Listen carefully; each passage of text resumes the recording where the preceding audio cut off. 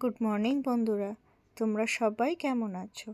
আশা করি তোমরা সবাই ভালো আছো। আমিও ভালো আছি, আমার পরিবারের লোকজনও ভালো আছে। আর ছেলে আগের থেকে অনেকটাই ভালো আছে। ছেলের আগে একটু শরীরটা খারাপ হয়েছিল, কিন্তু এখন অনেকটাই ভালো আছে। এই যে সকালবেলা মেয়ে স্কুলে যাবে, তোমাদের দাদা কাজে যাবে, তাই আমি রেডি করছি সব। আর ছেলে আমার সাথেই উঠে পড়ে সকালবেলা তাড়াতাড়ি। মেয়ের স্কুল যাওয়া দেখে আমার নিজের স্কুল যাওয়াটা যেন তো খুব মনে পড়ে। আমাদের স্কুলেও এরকম চুল বেঁধে যাওয়ার নিয়ম ছিল, কিন্তু এতটাই কড়া রুল ছিল না যে চুল বেঁধে যেতেই হবে দুপাশে। তো চুল বেঁধে দেওয়ার মতন কেউ ছিল না বলে একটা পনিটেল বেঁধেই চলে যেতাম। কখনো সখনো কাউকে পেলে বা স্কুলে বকলে, পিটি ডে থাকলে তখন হয়তো বাঁধতাম কাউকে বলে, কিন্তু রোজ রোজ এত বাঁধতাম না। কিন্তু আমার মেয়ের স্কুলে রোজ বেঁধে যেতেই হবে। সকালবেলা সব কাজকর্ম সেরে চান করে আস্তে আস্তেই ছেলে ঘুম থেকে উঠে যায়। তারপরে আমি ছেলেকে দুধ খাওয়াতে বসেছিলাম, আর তখনই গ্যাসওয়ালা এসেছে। তো ওর দুধের থালাটা সরিয়ে রাখি, নাহলে ও আবার হাত দিয়ে দেবে, ফেলে দেবে। তাই দুধের থালাটা সরিয়ে রেখে সিলিন্ডারটা বার করে দিই। গ্যাসওয়ালা এসে দাঁড়িয়ে আছে। গ্যাসটা শেষ হয়ে গেছিলো আমার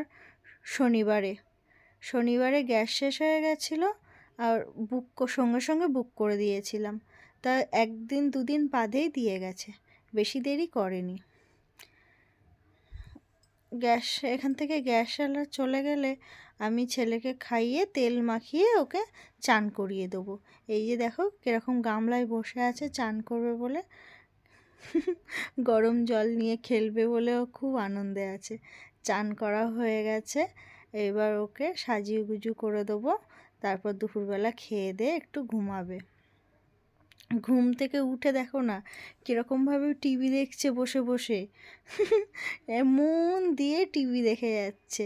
তারপর একটু টিভিটা বন্ধ করে দিয়েছিলাম, খেলাধুলো করছিল। ওর দিদি পড়তে গেছে, এখনও আসেনি, এই এসে যাবে, টাইম হয়েই গেছে। ওর দিদি পড়ে চলে আসবে, তারপর ওর দিদির সাথে খেলবে। এখন একা একা একটু খেলা করে নিক।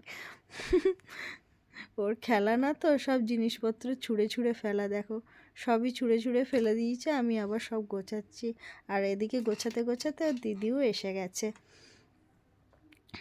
ওর দিদি বলছে, মা শিগগিরই আমাকে খেতে দাও, আমার খুব খিদে পেয়েছে। টিউশন থেকে এসেই ওর খিদে পেয়ে যায়। তাই আমি বলছি, তুই ভাইয়ের সাথে একটু খেল, আমি ছাদ থেকে জামা কাপড় নিয়ে এসে তারপরে তোকে খেতে দেবো। তা আমি ছাদে জামা কাপড় আনতে গেছি, আজকে রোদ উঠিনি, সেই জন্য জামা কাপড়গুলো ভালো শুকায়নি। এগুলোকে নিয়ে গিয়ে আমাকে আবার ঘরে মেলতে হবে, কেননা ছেলের জামা কাপড় আমি রাত্রেবেলা বাইরে রাখি না, সবটাই তুলে নিয়ে যাই ঘরে।